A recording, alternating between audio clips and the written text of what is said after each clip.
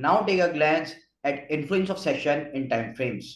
जहां तक सेशंस की बात थी, मैंने आप लोगों को बताया कि किस तरीके से टोक्यो सेशन में एक मूव आता है, एक अच्छा मूव हमें लंदन सेशन में मिलता है और एक अच्छा मूव हमें न्यूयॉर्क सेशन में मिलता है।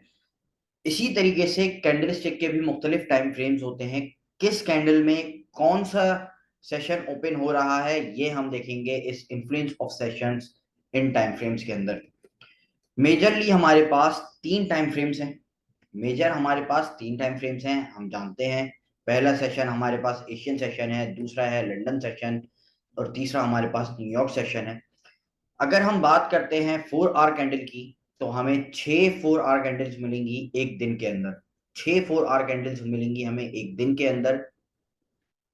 एक डे कैंडल जो होगी वो हमें कुछ इस तरीके से दिखेगी। लेकिन अगर हम 4 आवर टाइम फ्रेम के अंदर आ जाते हैं, अब यहाँ पे हमारे पास 6 डिफरेंट कैंडल्स बनेंगी। पहली कैंडल बनेगी जो कि सुबह 4 बजे ओपन होगी, 8 बजे क्लोज होगी सुबह, जो कि प्री एशियन और एशियन ओपन की होगी। दूसरी कैंडल हमारे पास जो बनेगी 4 घंटे के टाइम फ्रेम के अंदर, वो 8 बजे ओपन होगी सुबह और दोपहर 12 बजे क्लोज होगी पाकिस्तानी वक्त के हिसाब से। तीसरी कैंडल 12 बजे ओपन होगी, 4 बजे क्लोज होगी और ये टाइम फ्रेम हमारे पास प्री लंदन और लंदन ओपन का होगा। तीसरा टाइम फ्रेम हमारे पास 4 बजे ओपन होगा 4 आवर कैंडल का, जो कि रात के 8 बजे तक होगा और इसी कैंडल में हमें प्री न्यूयॉर्क और न्यूयॉर्क ओपन मिलेगा, लंदन क्लोज भी इसी टाइम पे मिलेगा। और यही वो टाइम फ्रेम होगा जहां पे लंदन और न्यूयॉर्क ओवरलैप भी करेगा इस एक कैंडल में। ये एक कैंडल बहुत स्ट्रॉन्ग कैंडल हो सकती है, या तो बहुत ज्यादा नीचे लेके जाएगी रेट को comparably all over the day की मूव के हिसाब से अगर देखा जाए, और या तो बहुत ज्यादा ऊपर लेके जाएगी अगर हम डे के मूव के हिसाब से इसको देखें। तीसरी हमारे पास जो कैंडल ओपन होगी, पांचवी कैंडल, वो होगी 8 बजे और क्लोज होगी 12 बजे।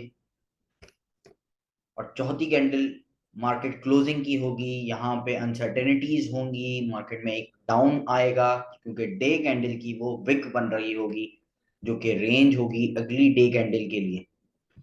तो इस तरीके से मुख्तलिफ टाइम फ्रेम्स में आपको मूव्स मिलेंगी। पाकिस्तानी वक्त यहाँ पे मेंशन है, आप लोग इस पूरी चीजों का स्क्रीनशॉट ले सकते हैं।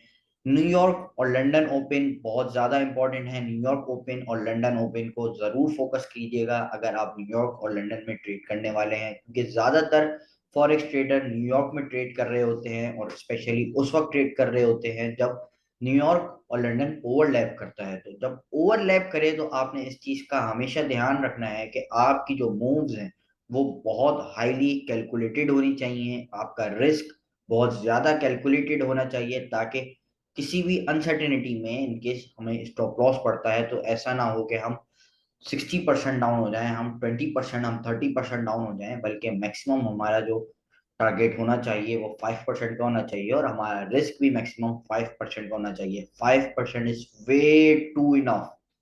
3 से 5% हमारी रेंज होगी रिस्क की और 3 से 5% हमारी रेंज होगी हमारे रिवॉर्ड की, हमारे गेन की। क्योंकि 3% की अगर हम बात करते हैं, $1,000 का अकाउंट है तो 3% इसके ऊपर भी $30 बनता है। तो $30 भी कोई छोटा अमाउंट नहीं है, एक बड़ा अमाउंट है $30। तो इस चीज को आपने कैलकुलेट करके चलना है ताकि किसी भी तरह के लॉसेस से बचा जा सके, किसी भी तरह की अनसर्टेनिटी से बचा जा सके।